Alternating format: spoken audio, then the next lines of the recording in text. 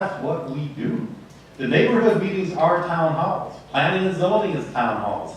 The issue becomes why they think that we don't listen to the residents is because an individual who's opposed at the neighborhood meetings and is opposed to the planning and zoning is then opposed at the town council, but it's already been through the vetting process. Government exists to serve the greater good. It does not exist to serve single residents. And therein lies the difficulty. So it's easy to cast a stone, but it's about serving the greater good. Okay. Getting back to the council member candidates, and beginning with Josh Nicholson and Lou Waters, the question is, what decisions should the town make based on the National Golf Foundation's study of the town's golf courses? So the National Golf Foundation study, they determined that 27 holes was the most financially reasonable option. And although I think that that's probably where I'd like to go, the ultimate thing is we have to talk to the citizens and figure out what exactly do citizens want, determine what the costs are to change it over, and what are the long-term costs of the ongoing operation of the golf courses in each different operation, and what are the costs to actually turn it around to open space environment situation. I think the other part of it is the 9 holes, the X9 holes. Those are used with potable water, drinking water, and the incumbents themselves talked about that they were either going to close it or talk to HSL for them to possibly take them back. And if there's a win-win situation with those 9 holes with HSL and the homeowners there, that's something that we should consider. Lou Waters, same question. Oh, goody. Get to talk about golf again. We've talked about all of the recommendations from the Golf Foundation. It's gotten down to 36 holes for a couple of reasons, because of golf tournaments, national tournaments, college tournaments coming in. Those, as the mayor mentioned earlier, all part of the extra revenue we get in bed taxes and restaurant and bar taxes and all of that. Beyond that, the Bush Ridge course, its fate hangs in the winds of win-win-win. It's a beautiful piece of ground. The HOA is dealing with it now. We are at the table. HSL will make some decision about what, if anything, they want to do about it. In the meantime, several considerations are being discussed, including making it into an aviary. I don't know. But the golf courses right now are improved immensely, and as the mayor said, outside play has increased significantly. We're doing good with the golf. The next question is for Joyce Jones-Ivy and Mary Snyder, and it is, how would you protect the environment in Oro Valley for future generations? We have probably a precious 12 to 14% left of open land. I think our priority should be preserving as much of it as possible. I understand from reading an article that was in the Explorer from Bayer that there's about 7 years of development in the pipeline. I would like to see what we have left as much as possible reserved. I hear a lot about ESLO, but the problem with it is, well, the incumbents are telling us how much open space has been preserved. The vast majority of that is not buildable. So I would like to put emphasis there on preserving what we have. Mary Snyder, same question. Thank you. First of all, 12 to 14% of the land that is available is privately owned. It is not owned by the town, and we can't preserve it. What we will do is make sure that it is developed smartly, and with the Environmentally Sensitive Lands Ordinance, or ESLO. That is an ordinance that was drafted by the citizens before we came into office. We put it into place, and what that does is it guarantees more buildable space is reserved as open space. For instance, if you have 100 acres and you want to build, the developer wants to build that, under the new ordinance, he would have to reserve between 25 to 60% of that land, depending on a number of things.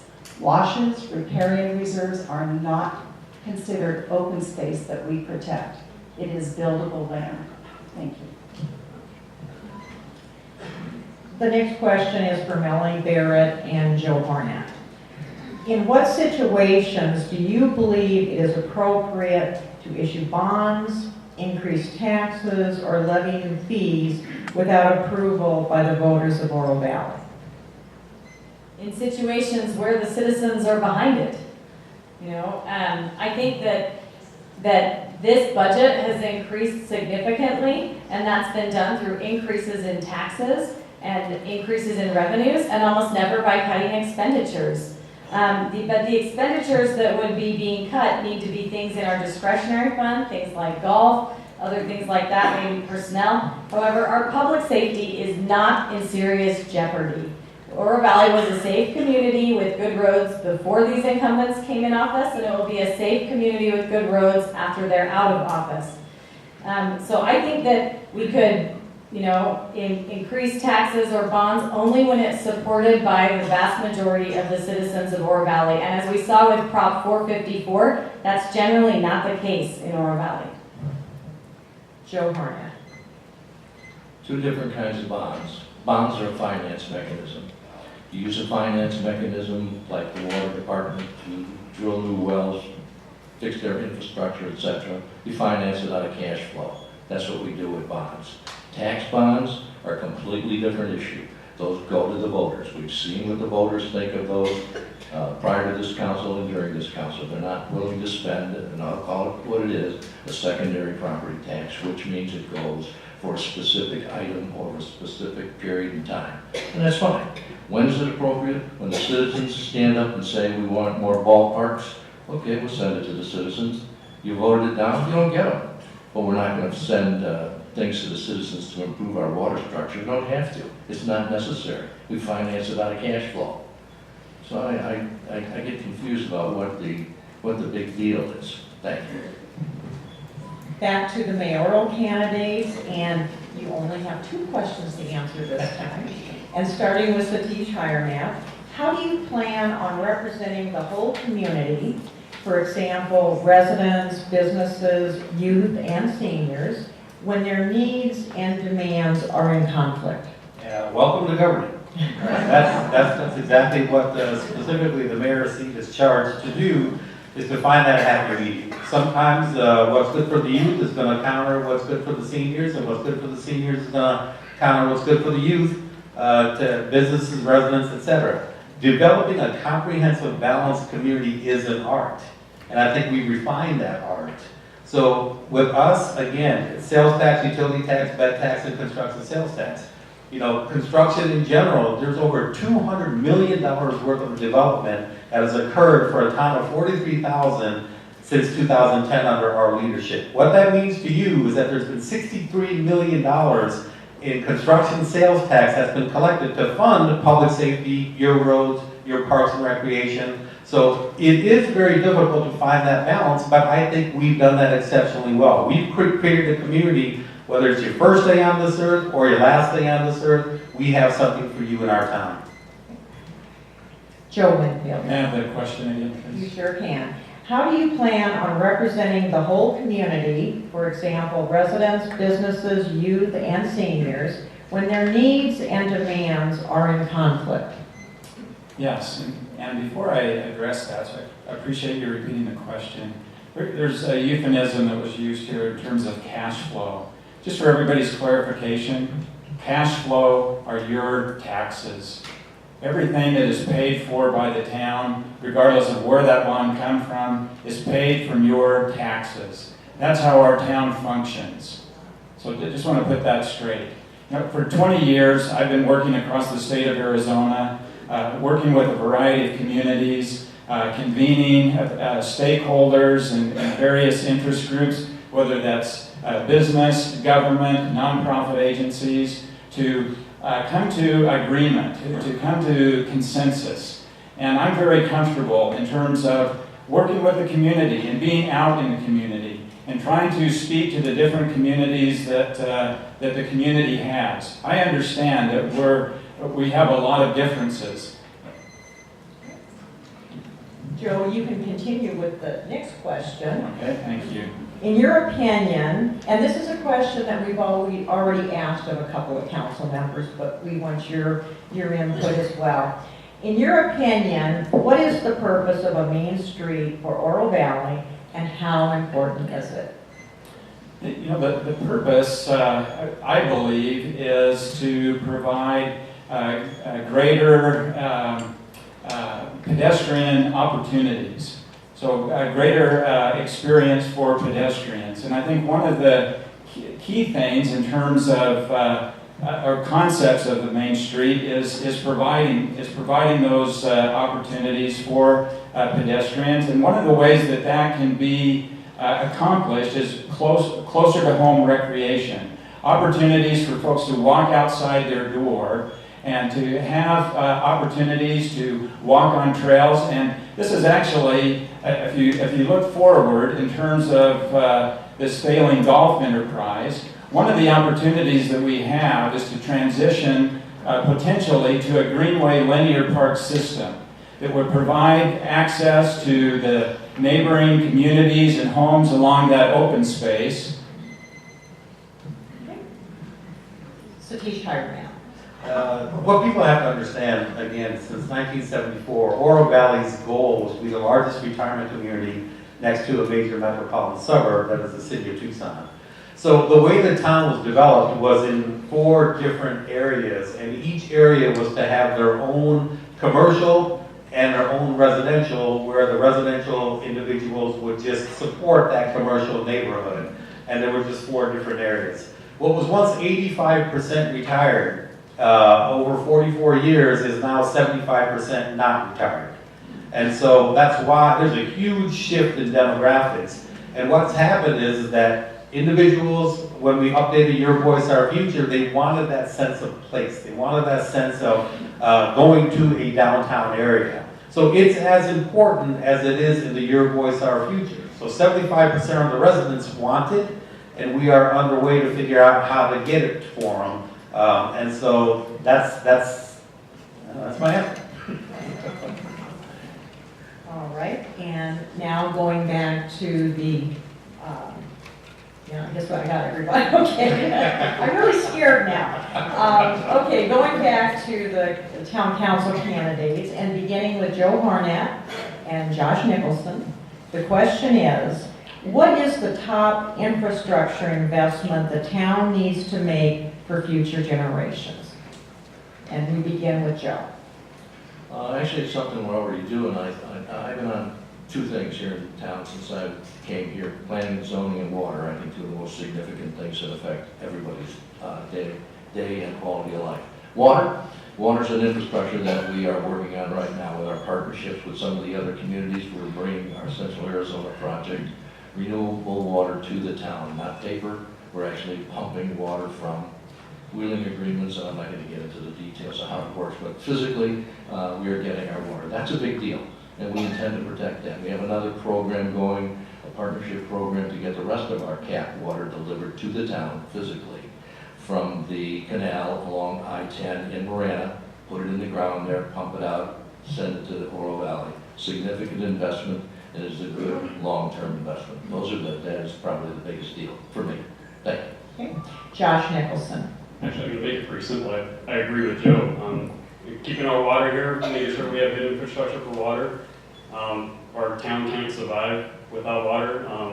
The big thing too is as our water becomes more of a problem, water prices go up. And the big problem with water prices going up is, well, obviously it costs more money. And the big thing is our golf course, it uses 600,000 gallons of water a day. And that's a huge amount of water, and that's going to absolutely increase the cost of running the golf course. And a little smaller, less infrastructure-wise, but one of the things that I want to do is do a splash pad. People think a splash pad is wasting a lot of water, but the actual use is about 100 to 200 gallons per day. Most of that's from the kids coming home with, wet clothes, but they recycle the water, so that's what it's thinking. right, the next question is for Mary Snyder and Melanie Barrett. In what situation do you think it is appropriate for the town to compete with private businesses? Beginning with Mary Snyder. Well, I don't think it's appropriate for us to do that on a large-scale basis. And obviously, this question is posed because of the Overlook Restaurant at the Community Center. And that is an operation that we are not going to be continuing. We acquired the Community Center in 2015. We began operating it. It took us a year or two to sort of figure out through staff how to manage it, and that just is not feasible. Community centers don't have full-service restaurants. Community services have a burger and a beer after golf, or a smoothie bar for the fitness people, or fruit for the tennis people, lunch after tennis, whatever. Those are the kinds of things that the town needs to provide. We rely on sales tax revenue. We have a good relationship with our business community, and that's important for us to maintain. Melanie Barrett. Can you repeat the question? I sure will. In what situations do you think it is appropriate for the town to compete with private businesses? Yeah, I don't think it's appropriate for the town to compete with private businesses, and we've been doing that through our restaurant. Now we've got a $2.4 million bond to try and move the restaurant downstairs and turn it into a bar, which is mostly for golfers. And then we've also been subsidizing the golf, as we've talked about, at $2.5 million a year, which when you count the purchase price and the bond going in is at $16.6 million in losses this year. And I live near the Rancho Vistoso golf course. And so I feel a little bit sensitive about this because the town subsidizing with their taxes 45 holes of golf is hurting the Rancho Vistoso golf course, which has just gone out of business. And I would ask, where's their tax subsidy? What's going to happen with that course? It was once ranked the #1 course in southern Arizona. So that's one casualty that we see of the town competing with businesses. And subsidizing golf versus paying for public safety are a comparison of apples and oranges. People expect their taxes to pay for things like public safety and infrastructure, not for community-supported amenities like golf. The next question is for Lou Waters and Joyce Jones-Ivy. Do you believe that the mayor and town council members should disclose any potential conflicts of interest and be excluded from discussion, any decisions affected by those conflicts? Absolutely, and that's what we do. I can think of only 2, maybe 3 recusals by council members who had some conflict, and about what I can't remember exactly, but that's what we do. We don't have any conflicts. Joyce Jones-Ivy. If you're finished, Lou. Sorry? Are you finished? Have you completed your answer? Yeah. I was afraid I might cut you off. Okay. Joyce Repeat Jones-Ivy. that question Oh, for me. okay. Do you believe that the mayor and town council members should disclose any potential conflicts of interest and be excluded from decisions affected by those conflicts? I certainly do, because there's been a lot of special interest monies collected by this group up here. So much so that when I go to the zoning and rezoning meetings, everything that special interest wants, they get it. We get not heard. As I look around this town, I can see special interest development everywhere throughout this community. So yes, they should. Thank you. The next 2 questions are for Satish Hiremath and Joe Winfield. And beginning with Satish Hiremath, please describe your vision of how the town of Oro Valley will change if you served the next 4-year term. I think it would only get better, because again, the mechanism that we have relies on sales tax, utility tax, bed tax, and construction sales tax, which means that every time we make Oro Valley an end destination, it lessens the financial burden on individuals like yourselves who are oftentimes on a very fixed limited income. Right now, 1/3 of the sales tax comes from a non-resident. Pretty much 90% of the bed tax comes from a non-resident or visitor to the Town of Oro Valley, unless you regularly go, spend the night in a hotel. We partner with construction to get the construction sales tax because it provides those kind of things that we look for. Again, doctor's offices, your favorite restaurant, your favorite place to shop. We tried the non-development route, and it's a death knell to this town because it leads to nothing but trouble where we're going to have to cut to figure out how to gain services. Joe Winfield. My vision includes resolving these continuing golf losses because they're undermining our opportunity to provide amenities to our community that they desire. This council and mayor have overseen over their 2 terms essentially $500 million and have ignored many of the community's desires for a new playground, play structure, really simple things, ball fields for our kids and our grandchildren, an indoor basketball area, picnic areas and ramadas. All of this has been ignored by by Satish and these incumbents. And my vision is to provide these things to our community. And it begins really resolving the problem with golf losses that Satish and the incumbents just simply ignore. I think it's necessary to call for an independent audit because I keep hearing about this break-even golf course, and it's not true. Okay. The next question is, and it's a repeat that's already been answered by a couple of council members. In what situations do you believe it is appropriate to issue bonds, increase taxes, or levy new fees without approval by the voters of Oro Valley? And we will begin with Joe Winfield. One of my core values is to be in sync with the community. And I can't imagine increasing any tax that I didn't have the assurance that the community was in full support of that. Satish and these incumbents doubled the utility tax. They increased the sales tax by 25%. All of this instead of living within their means or coming to the community to determine if this was something that we would support. This 25% sales tax is simply to cover subsidized golf. We pay, or you pay, we each pay $50 a round to support this golf enterprise. And there's no excuse for that. They've included a bond they've included $6 million to essentially continue to support this losing golf proposition. And it's just not right. Next are the You want to?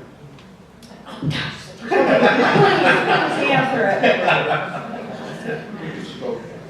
So my answer is very rarely. I think it's very appropriate to refinance a bond in order to lower our rate payments in addition to bonding for things where it doesn't require a new revenue source, right? And that's the whole reason why we bond. The easiest example is that if you buy a house and you got $300,000 in cash, are you going to pay $300,000 in cash and buy it outright, or are you going to finance it? So it allows us to keep our capital and yet make payments over the course of the year. The sales tax increase, and again, it's just the disingenuousness of the words that they use. 25% is a half a penny, right? That's what it is. Doubling the utility tax goes from 2 cents to 4 cents. In 2010, we decided to split that $3 million deficit between layoffs at the Town of Oro Valley, cutting services, cutting programs to the tune of $1.5 million, and we also chose